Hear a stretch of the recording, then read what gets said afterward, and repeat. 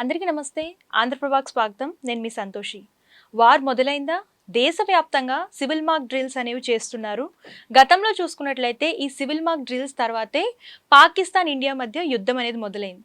ఈ war updates గురించి మనతో చర్చించడానికి ప్రముఖ సీనియర్ జర్నలిస్ట్ అయినటువంటి కిరణ్ గారు మనతో పాటు ఉన్నారు.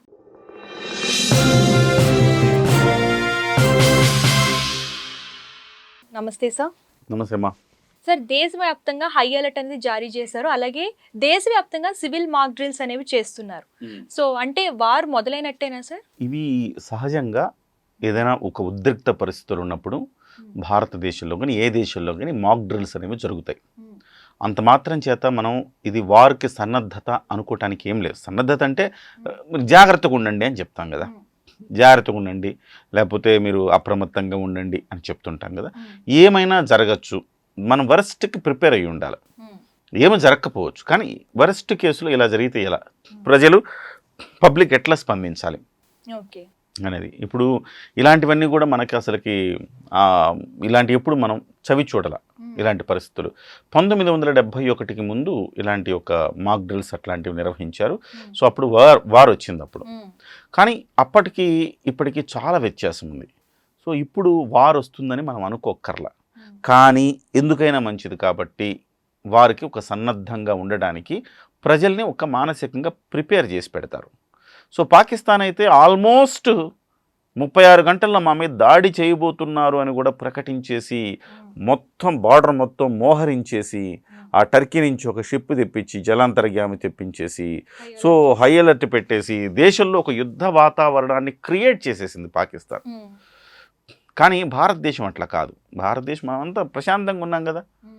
మనకు ఒకవేళ వార్ వస్తుంది అనుకుంటే ఏం జరుగుతుందమ్మా, వార్ వస్తుంది అనుకుంటే వాళ్ళు ఏం చెప్పారు పాకిస్తాన్లో, 2 నెలలకు సరిపడా సరుకులన్నీ తెచ్చిపెట్టుకోండి, నిత్యావసర సరుకులు, తిండి గింజలు 2 నెలలకు సరిపడా రెడీగా ఉంచుకోండి అని చెప్పి. అంటే ఇంకా హుటాహుటిన అన్ని సూపర్ మార్కెట్లు కానీ అన్నీ తెచ్చేసుకుంటాం, ఎక్కడెక్కడ ఏమేం కావాలో అన్నీ తెచ్చేసుకొని రెడీగా ఉంచుకుంటాం డబ్బులన్నీ కూడా. సో ఆ పరిస్థితి మన దేశంలో లేదు. మన దేశంలో మనం ప్రశాంతంగా ఎవరి పని వాళ్ళు చేసుకుంటున్నాం కదా. కానీ ఎందుకైనా మంచిదని ఒక వార్ డ్రిల్ అనేది, ఒక మాక్ డ్రిల్ అనేది నిర్వహిస్తూ ఉంటారు ప్రతి చోట. సో అది మనకి గతంలో ఎప్పుడు జరగలేదు కాబట్టి ఇప్పుడు జరిగింది. 1971కి ముందు జరిగింది, మళ్ళీ ఇప్పుడే జరుగుతుంది కాబట్టి ఇప్పుడు వార్ వస్తుందేమో అని చాలామంది అంటున్నారు. నేనేమంటున్నానంటే వార్ వచ్చే పరిస్థితులు అంత ఈజీగా ఉండవు సంతోషి.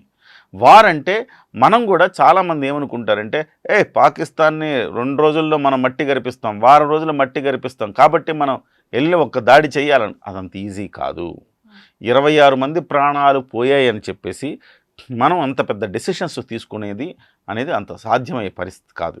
అందుకే భారతదేశం ఏం చేస్తుందంటే మొత్తం అన్ని రకాలుగా అష్టదిగ్బంధనం చేస్తుంది పాకిస్తాన్ని. అష్టదిగ్బంధనం. ఇవాళ కూడా చీనాబ్ నది మీద 2 డ్యాముల్లో వాటర్ స్టోరేజ్ చేసి పెట్టింది. చేసి పెట్టి ఒక్కసారిగా వదిలిపడేసింది. వాళ్ళ తాజా సమాచారం ఇది. ఒక్కసారిగా వదిలిపడేస్తే పంజాబ్ ప్రావిన్స్లో సియోల్కోట్ లాంటి నగరాలన్నీ కూడా జలమయం అవుతాయని చెప్పేసి వాళ్ళు అదిరి హడలిపోతూ ఉన్నారు. సో ఏం చేస్తుంది, నీళ్ళని రానియట్లా, నీళ్లు వదలట్లా, ఆపాప ఒక్కసారి వదులుతున్నారు. దీంతో వాళ్ళు ఇబ్బంది. వాటర్ వార్ చేస్తూ ఉంది భారతదేశం. అలాగే ట్రేడ్ వార్ చేస్తూ ఉంది భారతదేశం. అసలు వారు మొదలు కాలేదు కానీ ఆల్రెడీ వార్ అయితే మొదలుపెట్టింది రకరకాల కోణాల్లో. ట్రేడ్ వారు, వాటర్ వారు, అలాగే దౌత్యపరమైన సంబంధాలను తెంచే ఒక వారు కూడా చేస్తూ ఉంది. అలాగే ప్రపంచ బ్యాంకు నుంచి నిధులు ఆపే ఒక వారు కూడా చేస్తూ ఉంది. ఈ రకంగా వార్ అంటే కేవలం ఒక యుద్ధ నౌకలు మోహరించి గన్లతో పేల్చుకోవడం ఒక్కటే వారు కాదు. సో ఈ రకమైన అనేక రకాల మార్గాల్లో అష్టదిగ్బంధనం పాకిస్తాన్ని భారతదేశం చేయడం మొదలుపెట్టింది. సో కాబట్టి ఇవన్నీ అయిపోయిన తర్వాత చివరి ఆప్షన్ ఇప్పటికే దాదాపుగా ఈ 10 రోజుల పై నుంచి కూడా పాకిస్తాను ఈ బోర్డర్లో కాల్పులకు తెగబడతానే ఉంది, రెచ్చగొడతానే ఉంది, కాల్పులకు తెగబడతానే ఉంది. మనం కూడా సరైన జవాబు ఇస్తున్నాం. కానీ ఎందుకు పాకిస్తాన్ ఇలా చేస్తోంది అని ఒక్కసారి మనం ప్రశ్న వేసుకుంటే, పాకిస్తాన్ భయపడుతోంది కాబట్టి చేస్తోంది. సో ధైర్యం ఉన్నాడు, గతంలో కూడా మనం మాట్లాడుకున్నాం, బలం ఉన్నాడు కేకలు ఎక్కర్లా, సైలెంట్గా ఉంటే సందర్భం కొట్టిపడేస్తాడు. బలహీనుడు ఏం చేస్తాడంటే అరుస్తాడు గట్టిగా, కనీసం అరుపుల కన్నా వాళ్ళు భయపడతారని అరుస్తాడు. సో ఆ అరుపులు మాత్రమే పాకిస్తాన్ అరుస్తోంది.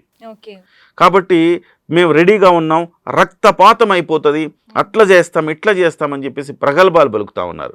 130 అణు వార్ హెడ్లు రెడీగా ఉన్నాయి, మేము అణుబాంబు దాడికైన వెనకాడం, ఈ మాటలన్నీ కూడా మాట్లాడడం అనేది కేవలం తమ స్కిన్ తాము కాపాడుకునే క్రమంలో తమను తాము బలంగా ఉన్నామని ప్రపంచానికి, ముఖ్యంగా భారతదేశానికి చెప్పేందుకు చేసే ఒక తమాషా అంతే.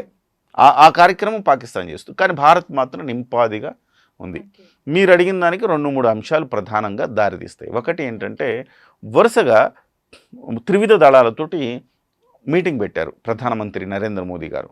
అంతకుముందే నరేంద్ర మోదీ గారు ఏం చేశారు, మొత్తం అన్నింటికి ఈ సైనిక దళాలకు పూర్తి స్థాయి స్వేచ్ఛనిస్తున్నాం, మీరు ఏమైతే చేయాలనుకున్నా అది చెయ్యండి అని చెప్పాయి. కానీ ఇప్పుడు దాంతోపాటుగా మళ్ళీ వరుసగా భేటీలు జరుగుతున్నాయి. ఏం జరుగుతుంది, ఏం చెయ్యాలి మనమని సమాలోచనలు జరుస్తున్నారు. ఓహో, ఎప్పుడు లేని ప్రధానమంత్రి గారు త్రివిధ దళాధిపతులతో మీటింగ్ అవ్వటం అనేది యుద్ధ సంకేతం, ఫస్ట్ పాయింట్. రెండోది మాక్ డ్రిల్ చేయటము, యుద్ధ సంకేతం, సెకండ్ పాయింట్. ఈ 2 పాయింట్ల కారణంగా మరోవైపు పాకిస్తాన్ కూడా 36 గంటల మా మీద దాడి జరుగుతుందంటే బహుశా ఏమన్నా భారతదేశం ప్లాన్ చేసిందా, ఇది 3వ పాయింట్, మనందరికి అనిపించడానికి అనమాట. కానీ అది అంత ఈజీ కాదు. యుద్ధం వల్ల బాగుపడిన దేశాలు ఈ ప్రపంచంలో ఏవీ లేవు, ఇది చరిత్ర చెబుతున్న సత్యం. పాకిస్తాన్ వాడు బలహీనుడు కావచ్చు, మనకంటే బలవంతుడు కాకపోవచ్చు, అట్లని చెప్పి వాడు 10 రెట్లు నష్టపోతే కనీసం 2 రెట్లు మనం నష్టపోతాంగా. 10 పాయింట్లు వాడు నష్టపోయాడు, 2 పాయింట్లు మనం నష్టపోయే అవకాశం ఉంది కదా. మనం అభివృద్ధి చెందుతున్న దేశం, మనము చైనాతో ఢీకొంటున్నాం ఆర్థిక పరిస్థితుల్లో.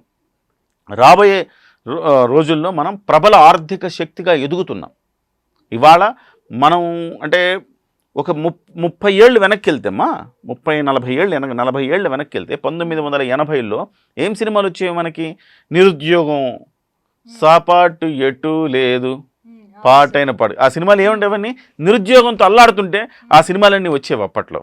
నక్సలిజం, నిరుద్యోగంతో నక్సలిజం ప్రబలింది. సో కానీ ఆ రోజు నుంచి 1990ల తర్వాత నుంచి ఆర్థిక వ్యవస్థలో కొన్ని సంస్కరణలు, అప్పట్లో ప్రధానమంత్రి పివి నరసింహారావు గారు ఆర్థిక సంస్కరణలు తీసుకొచ్చినప్పటి నుంచి గణనీయమైన మార్పు వచ్చేసింది. మనం ఇవాళ ఎవ్వడు ఖాళీగా లేడు, విపరీతంగా ఉన్నాయి ఉద్యోగాలు, అవకాశాలు ఉన్నాయి. మనం కొంచెం స్కిల్ ఉంటే చాలు ఏదో ఒక ఉద్యోగం వస్తుంది.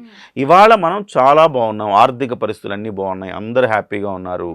కొంత ఎక్కడికి ప్రతిసారి బీపీఎల్ కుటుంబాలు ఉంటూనే ఉంటాయి, అది వేరే విషయం, ప్రతి చోట ఉంటాయి, అమెరికాలో కూడా ఉంటాయి, అది కాదు. ఓవరాల్గా చూస్తే మనం అభివృద్ధి బాటలో ఉన్నాం, అభివృద్ధి చెందుతున్నాం, చెందిన దేశంగా మనం మారే క్రమంలో ఉన్నాం.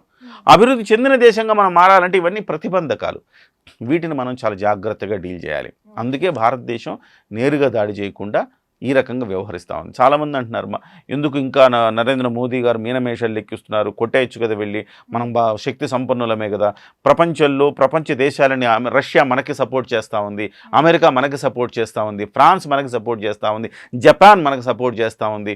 సో ప్రపంచ దేశాలు మనకు సపోర్ట్ చేస్తున్నాయి, సౌదీ అరేబియా, దుబాయ్ ఇవన్నీ కూడా మనకు సపోర్ట్ చేస్తున్నాయి అని అంటున్నారు. కానీ నేనేమంటానంటే, వాళ్ళందరూ సపోర్ట్ చేస్తారు కావచ్చు, కానీ మనం ఇప్పుడు ఆ రకంగా వార్లోకి దిగితే నష్టపోవడం ఎంతో కొంత నష్టం కూడా మనకే జరుగుతుంది కదా. చైనా, టర్కీ లాంటి దేశాలు పాకిస్తాన్ వైపు ఉంటున్నాయి కదా, కాబట్టి ఆచితూచి అడుగులు వేయాలి. ఇవాళ అన్ని సన్నద్ధతతో ఉంటే బాలాకోట్కి మించిన సర్జికల్ స్ట్రైక్స్ లాంటివి జరుగుతాయి, కానీ ఎప్పుడు అని చెప్పలేం. తొందరపడకూడదు. ఇలాంటప్పుడు మనం కూడా ప్రభుత్వాన్ని కొంచెం ప్రెషర్లోకి నెట్టకూడదు. ప్రభుత్వానికి ఒక ప్రెషర్ ఉంది, ఏమని, గత ప్రభుత్వంలా కాదు ఇది బీజేపీ లీడ్ చేసే ప్రభుత్వం, ఎన్డీఏ ప్రభుత్వం సరైన బుద్ధి చెప్తుంది అని మనం అనుకుంటూనే అలాంటి కథనాలు చేస్తూనే ప్రభుత్వం మీద ఇండైరెక్ట్ ప్రెషర్ పెంచుతున్నాం. మనం చేయకపోతే మన పరువు పోయేటట్టుంది జనంలో అని ప్రభుత్వం అనుకునే పరిస్థితి మనం తెస్తా ఉన్నాం. కాబట్టి నేనేమంటానంటే సంయమనం పాటించాలి. అనవసరమైన కథనాలు, వచ్చేసింది యుద్ధం, పొడి చేస్తాం, చంపేస్తాం అనకూడదు. సో యుద్ధం వల్ల ఉక్రెయిన్కి రష్యాకి యుద్ధం జరిగిందమ్మా, 3 ఏళ్ల నుంచి జరుగుతుంది. వాళ్ళలో ఎవరైనా బాగుపడ్డారా? ఇద్దరు నష్టపోయారు. మరి రష్యా దగ్గర ఎంత బలమైన దేశం రష్యా, మనకంటే బలమైన కంట్రీనే కదా రష్యా. మరి రష్యా ఉక్రెయిన్ ఏమైనా చేయగలిగిందా? ఇవాళ వరకు చేయలేదు. ఇంకా ఉక్రెయిన్ నిలబడే ఉంది. పాలస్తీనా, ఇజ్రాయెల్ దశాబ్దాల తరబడి యుద్ధాలు జరుగుతూనే ఉన్నాయి. పూర్తిగా ఎరాడికేట్ చేయగలిగారా పాలస్తీనియన్లు? ఇంకా పాలస్తీనా ఉంది, స్టిల్ ఇవాళకి యుద్ధం జరుగుతూనే ఉంది. కాబట్టి మనం మాట్లాడుకోవలసింది ఏంటంటే యుద్ధం కంటే కూడా దౌత్య విధానాల ద్వారా భారతదేశం ఏదైతే విధానాల ద్వారా పాకిస్తాన్ని ఉక్కిరి బిక్కిరి చేస్తుందో ఆ విధానాల ద్వారానే ఆ యుద్ధమే చేయాలి తప్ప ప్రత్యక్ష యుద్ధం చేయకూడదు. ఇప్పుడు భారతదేశం అనుసరిస్తుంది, ఇదే మంచి ఫలితాలు కూడా ఇస్తుంది.